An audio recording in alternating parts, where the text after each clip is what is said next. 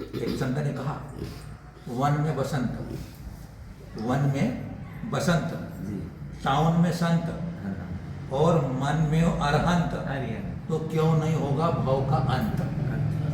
क्यों नहीं होगा भाव के अंत? वन में बसंत तो खुशहाली हरियाली रहती, बढ़िया रहती, वातावरण बढ़िया होता है। तो वन में बसंत, टाउन में संत, अपने गांव में संत आ जाए, संत रहेगा, हरियाली हो जाए, और मन में रहेगा अरहंत, तो क्यों नहीं होगा भाव का अंत? भाव का अंत हो जाएगा। इसलिए कहा है कि जिंदगी जीने के लिए आस चाहिए, जिंदगी जीने के लिए आस चाहिए, कुआं खोदने के लिए प्यास चाहिए, कुआं खोदने के लिए प्यास चाहिए, और आत्म कल्याण करने के लिए गुरु का साथ चाहिए, आत्म कल्याण करने के लिए गुरु का साथ चाहिए। देखिए आप कि बिना गुरु के सानिध्य के ज्ञान नहीं मिलता है। हम भी ऐसे, आप संसारी जीव फंसे थे, हम भी, हमें गुरु का सानिध्य मिला, हमको उनका उपदेश मिला, हमारे को अच्छी बड़ी भारी दुकान थी, छोड़ दिया, वैराग्य हो गया, चल दिया। गुरु के बिना नहीं निकला जाता। हाँ, गुरु के बिना नहीं चलता। कहते हैं कि हाथी को निकालने के लिए हाथी चाहिए। एक हाथी कीचड़ में फंस गया, पानी पीने गया, पानी पीने गया, कीचड़ था, वो दलदल था, वो एक पाँव डाले तो वो नीचे घुस जाए, दूसरा उठाए तो नीचे घुस जाए। तो वो लोगों ने देखा है पानी, हाथी फंस गया है, तो ट्रैक्टर बुलाओ, खींचेंगे उसको। तो ट्रैक्टर से खींचने में वो हाथी नहीं निकल रहा था। इतने में किसी का दिमाग चला कि अरे हाथी को लेके आओ, बोले अपन। तो रास्ते में उनको दिखा एक रास्ते हाथी आ रहा है, हाथी को बुलाया। हाथी भी देख रहा है कि मेरा साथी कीचड़ में फंसा हुआ है, तो उस हाथी ने क्या करा, अपनी सूंड उसके तरफ फेंकी, उस हाथी ने उसकी सूंड को उसमें फंसाया, और इधर वाले हाथी ने खींचा उधर, तो हाथी उधर खींच के अपने बाहर ले आया। तो हाथी को निकालने के लिए हाथी चाहिए। हम जैसे, अपन जैसे संसारी जीव हैं, सही बात है, कीचड़ में फंसे हुए हैं, मोह माया में फंसे, अपन भोग विलास फंसे हुए हैं। लेकिन जो हमारे गुरु होते हैं वो वैरागी होते हैं, ज्ञानी होते हैं, ध्यानी होते हैं। तो हम जैसे जीवों को अपना हाथ दे करके, अरे कहाँ फंस रहा है, अरे आजा, इधर आनंद है, निकालता हूँ तेरे को, आजा। गुरु ही निकालते अपने। इतिहास गवाह है, जितने तीर्थंकर हुए हैं, जितने महापुरुष हुए हैं, उनको सब गुरु का सानिध्य मिला तो कल्याण हुआ। तो आप लोग श्रावक हैं, श्रावकों के लिए हमारे भगवान महावीर स्वामी ने उपदेश दिया। क्या उपदेश दिया? कि प्रपश्यन्ति जिनम भक्त्या पूजयन्ति स्तुवन्ति च तेज द्रश्याश्च पूज्याश्च यशुताश्च च भुवनत्रय।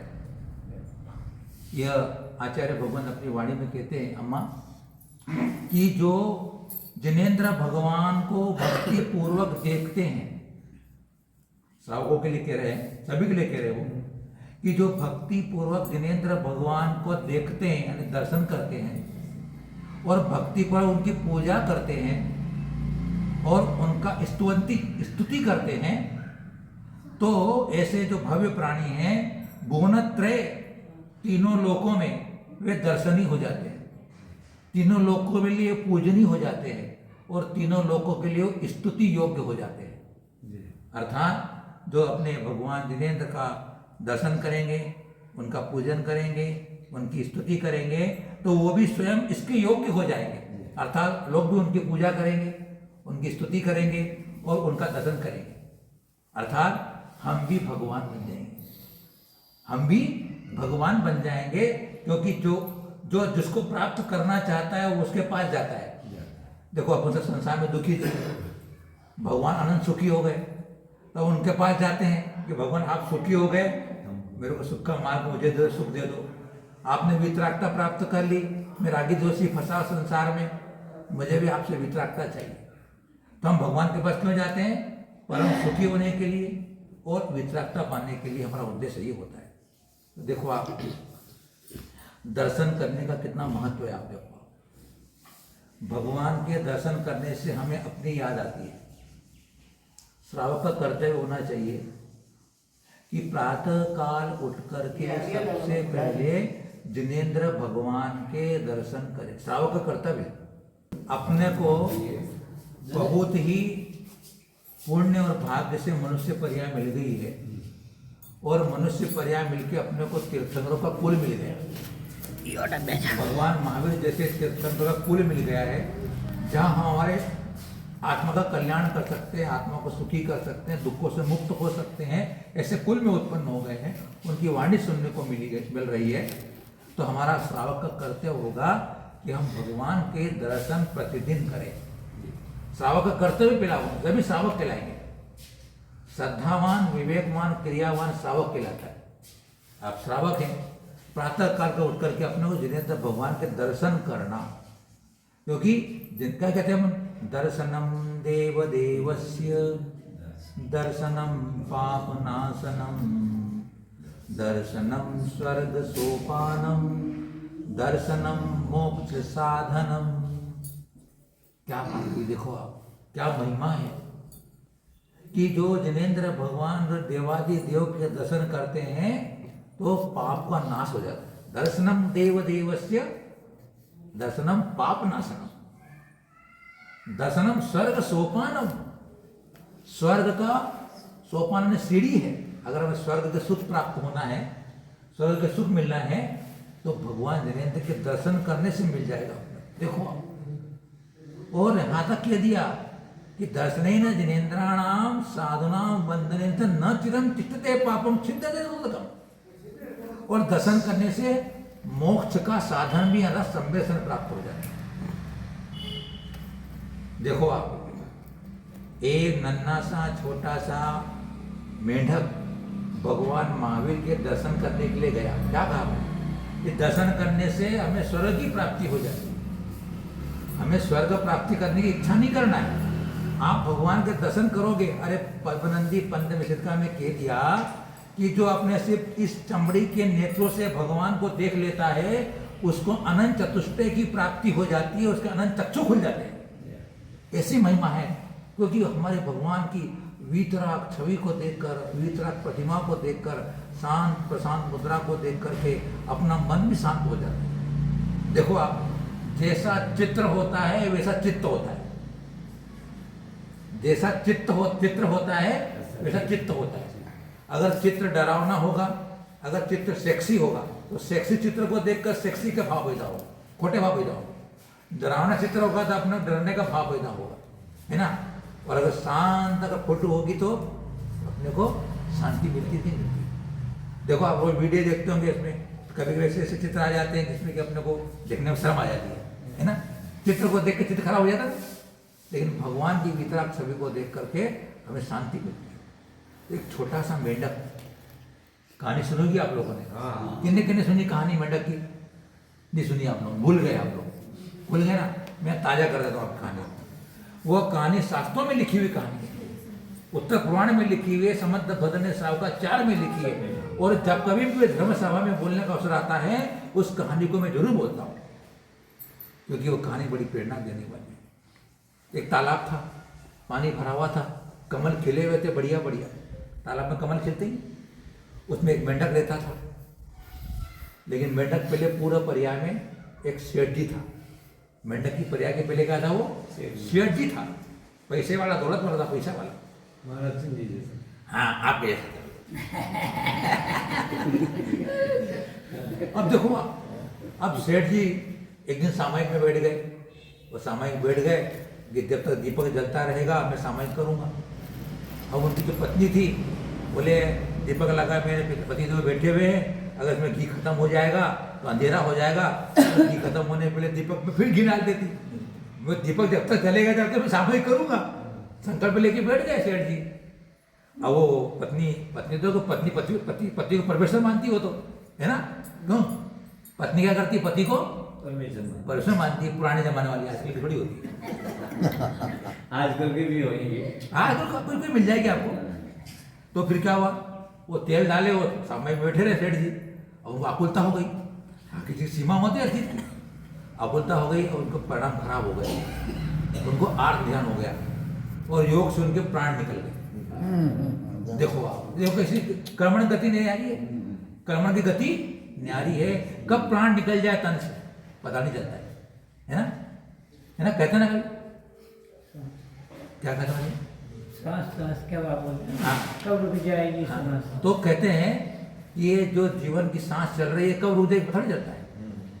सांसों का क्या भरोसा, सांसों का क्या भरोसा, रुक जाए चलते चलते, रुक जाए चलते चलते। उनकी सांस रुक गई, सेठ जी की।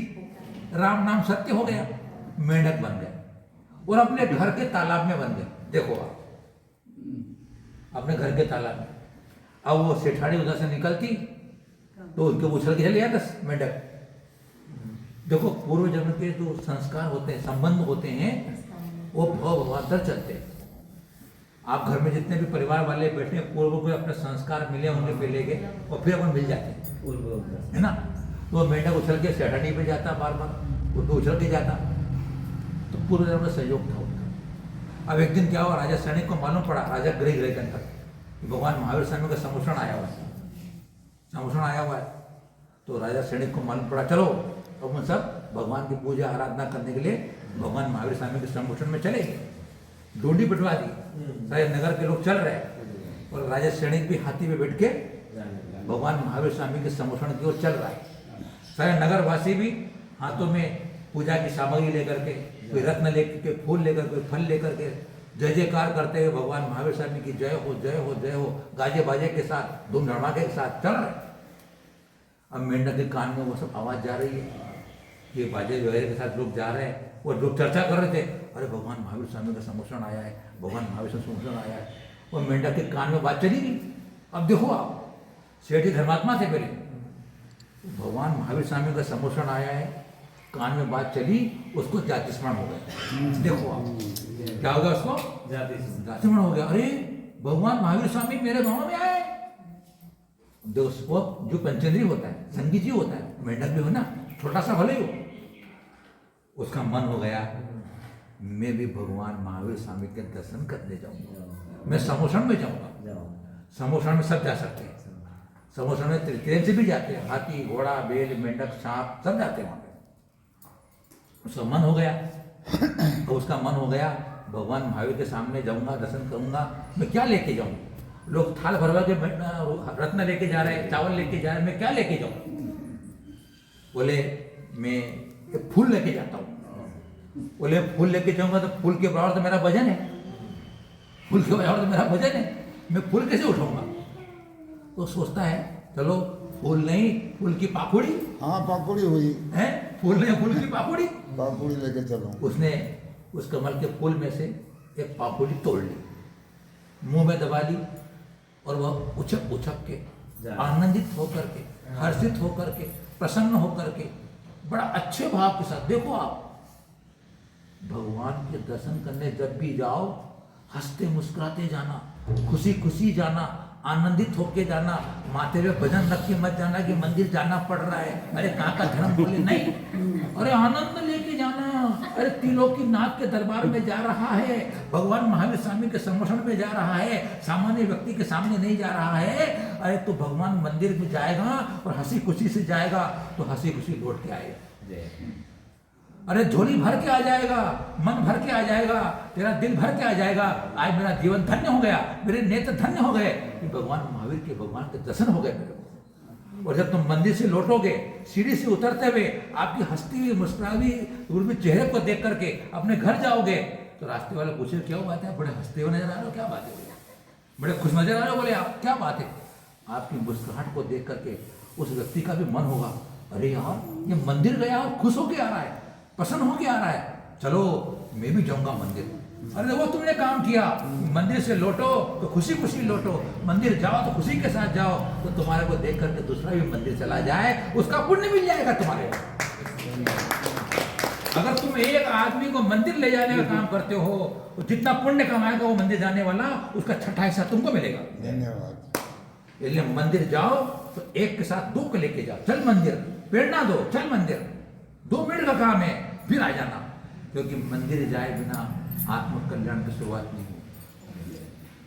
भगवान जिनेंद्र के मुखड़े को देखे बिना अपनी आत्मा का दिल नहीं, अपनी आत्मा के दर्शन नहीं होंगे अपने को। मेंढक चल रहा है, खुशी खुशी जा रहा है, वो सोच रहा है कि सब लोग गीत गाते हुए जा रहे हैं। मेंढक सोच रहा है सब लोग गीत गाते हुए जा रहे हैं, मैं क्या करूं, मेरे मुख में पाखुड़ी है, नहीं तो मैं भी टर टर करता हुआ भगवान के संरक्षण में जाता। देखो आप, हाँ उसका भाव इतना है। कहानी है या एक कहानी, सच्ची कहानी है। देखो जब भक्ति भरती ना अपने अंदर, देखो आपके अंदर भक्ति थी, गुरुदेव गांव में आए, आप 2 बाजे लेके आए, लेकिन गाजे बाजे लेके आए, आपने हमारे भक्ति से हमारे को अंदर मंदिर में ले गए, गीत गाए आपने, क्यों? ये भक्ति है आपके अंदर की। ये मुझे गुरु मिल गए, आज मुझे दुनिया की दौलत मिल गई, और गुरु नहीं मिलते तो मैं भिखारी हूँ। तो गुरु के बिना दौलत नहीं मिल सकती है। कौन सी? आत्म दौलत, मोक्ष दौलत नहीं मिल सकती। आज मैं माला माल हो गया, मुझे गुरु के दर्शन हो गया, खुशी है, आपको प्रसन्नता है, ये आपकी भक्ति है, और आपकी भक्ति आपको मुक्ति दिला देगी। जिसने देव साय गुरु की भक्ति कर ली उसे मुक्ति मिलने वाली है। देव साय गुरु के अलावा हमारा कोई रक्षक नहीं है, कोई बचाने वाला नहीं हमारा। हमारा सच्चा साथी कौन होगा? सच्चे देव साय गुरु, यही मेरे तारणहार है, यही मेरे निस्तारण करने वाले हैं, ये मुझे दुखों से निकालने वाले, 3 ही मेरे पास है, बाकी कोई काम नहीं आने वाला, कोई काम नहीं आने वाला। जिस दिन सज धज के, जिस दिन सज धज के मौत की सहजादी आएगी, न सोना काम आएगा, न चांदी काम आएगी। है क्या बहन जी? कभी कोई नहीं काम आने वाला है, सब ही रह जाएगा बाबा जी। आपका दुकान भी रह जाएगी, आपका जेब का पॉकेट भी रह जाएगा, तुम्हारी लंगोट भी उतार ली जाएगी यहाँ पर। महाराज जी एक मिनट तो शांति है, नती बाजी मेरे करते नहीं, फोन तो एक सुई भी नहीं ले जाओगे। सुई सुई इसलिए सुई भी मृत्यु को याद रखो, कब मृत्यु आ जाए मुझे पता नहीं, जितनी सांस है मैं धर्म में लगा दूंगा तो मेरा जीवन धन्य हो जाएगा। मेंढक चल रहा है, उछल उछल के जा रहा है, भगवान महावीर का दर्शन करने राजा सैनिकल सब काफिला जा रहा है। हाथी का पांव इतना बड़ा, हाँ। मेंढक कहाँ? जरा सी जान कितना वजन ढलेगी बेचारी, नहीं जा सकती, कचूमर बन गया उसका, राम नाम सत्य हो गया। लेकिन देखो आप, भाव अच्छे थे, हाँ उसका भाव भाव इतना पवित्र था। थे। भगवान महावीर स्वामी के दर्शन करने जाऊंगा, उनके दर्शन करूंगा मैं, मेरा जीवन धन्य हो जाएगा। मन उत्साह से भरा हुआ था। मरा अंतर्मूर्त में, ऊपर स्वर्ग में बहुत ही रिद्धियों से संपन्न एक देव हो गया। देखो एक छोटा सा मेंढक का जीव भगवान की भक्ति के प्रभाव से एक मेंढक का जीव देव बन जाता है, उच्च कोटि का। उसकी इतनी भाव था। तो अपन तो मानव है, अपन तो ज्यादा विवेकवान है, ज्ञानवान है, अपन तो उससे ज्यादा भक्ति कर सकते हैं।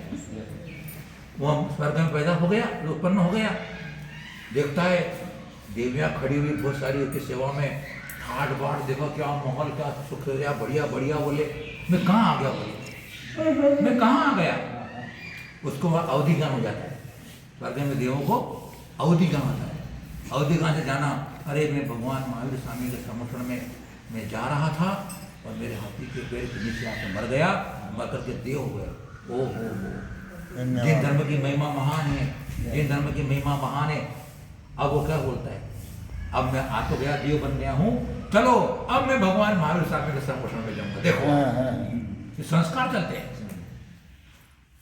अब वह वहां से चला, उसके मुकुट में मेंढक का चिन्ह था।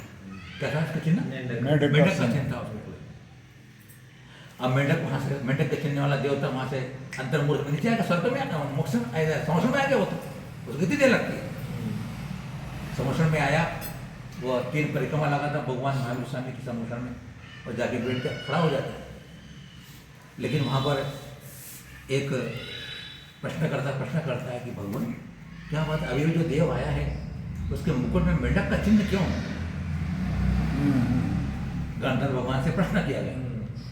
तो गंधर्व भगवान उस व्यक्ति की जिज्ञासा को शांत करते हुए कहते हैं कि यह जीव मेंढक का जीव था। पहले मेंढक का जीव था, ये भगवान महावीर स्वामी के लिए दर्शन करने के लिए आ रहा था, लेकिन रास्ते में इसकी इस प्रकार की घटना घट गई और ये मर करके देव होकर के आज हम भगवान की भक्ति करने के लिए आया है। ये भक्ति का महात्मा है।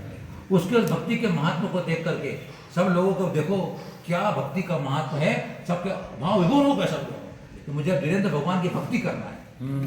तो देखो आप एक भगवान के दर्शन करने वाला मेंढक का जीव देवता देवता बन गए, तब मानव भगवान की भक्ति करेंगे, हम भगवान बन जाएंगे, भगवान बन जाएंगे। हम भगवान बन जाएंगे। और हमारे आचार्य कहते हैं, गुरुदेव कहते हैं हमारे हमेशा कि धर्मा सुखम पापा दुखम। क्या कहा? जुमानी क्या कहती है? धर्मा सुखम पापा दुखम। पाप से दुख होता है, धर्म से सुख होता है। और हम सब सुख चाहते हैं। दुख कौन चाहता है? मुझे बताओ आप। कोई दुख नहीं चाहता है, लेकिन काम दुख के करता है। पाप के काम करता है, खोटे काम करता है, काम करता है पाप के, इच्छा करता है पुण्य के फल की, उल्टा काम करता है, नहीं मिलेगा। धर्म करो, धर्म करो, धर्म से सुख होता है। आज जो आपके पास इज्जत है, आपके पास दौलत है, आपके पास पैसा है, आपके पास इतने बड़े बड़े मकान है, किसके कारण? धर्म पहले किया आपने, आपने पहले धर्म किया है, इसलिए आपको सब कुछ मिला है। अगर तुम धर्म यहाँ नहीं करोगे, आगे क्या करोगे? कटोरा लेकर भी मांगोगे। अगर यहाँ धर्म नहीं करेंगे अपन ना, आगे गति अच्छी नहीं मिलने वाली है। इसलिए धर्म करो।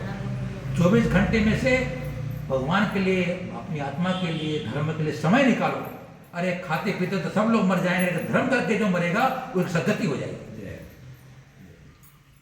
तो भगवान जिनेन्द्र का स्तवन करने से अनेक भावों के बंधे हुए पाप क्षण भर में नष्ट हो जाते। उदाहरण क्या दिया कि काले भौरे के समान रहना वाला रात्रि का, अमावस्या का अंधकार सूर्य की एक किरण लगते से ही भाग जाता है। क्या प्यारी बात कही, समझ में आया? रात का अंधेरा है, अमावस की रात है, एक दूसरे को दिख नहीं रहा है, लेकिन सुबह जब होता है, सूरज की पहली किरण निकलती है तो वो अंधकार क्या होता है? बताओ मुझे, बोलो ना। नहीं बोलते आप? बोलते नहीं आते, आपको बोलने आता है? भाग जाता है, अर्थात उजाला हो जाता है। कितनी देर लगती है? रात के अंधेरे को उजाला होने में कितना समय लगता है? कुछ समय लगता है। सूरज उगना के अंधेरा भाग जाता है। इसलिए आपने धर्म किया नहीं, आपको फल अभी मिलने वाला है। देखो आपने भगवान का भक्तामृत पढ़ा नहीं, फल अभी मिलने वाला है। भगवान को आपने हाथ जोड़ा नहीं, फल अभी मिलने वाला है। अपने यहाँ उधार का काम नहीं है, अपने यहाँ उधार का काम नहीं है। तुम उधार देते होंगे, लेकिन जिनेन्द्र भगवान की दुकान ऐसी है, वहां इस हाथ लीजिए साथ दीजिए। हाँ, रोकड़ा रोकड़ो साल है। अभी मिल जाएगा फल। अगर खोटा काम करोगे उसका फल अभी मिल जाएगा, अच्छा काम करोगे उसका फल अभी मिल जाएगा। अपना उधार का काम नहीं। दुकान में लिखते हो ना, आज नगद कल उधार, क्या बोलते हैं दुकान में? हाँ, आज आज नगद कल उधार, कल आएगा तो क्या वो आज नगद कल उधार, वो उधार ही नहीं। दुकान में लिखते जरूर हो आज नगद कल उधार, लेकिन हमें इस भाव का ऐसा उपयोग कर लेना है कि अगले भाव में हमारे नगद का काम होता रहे, है ना?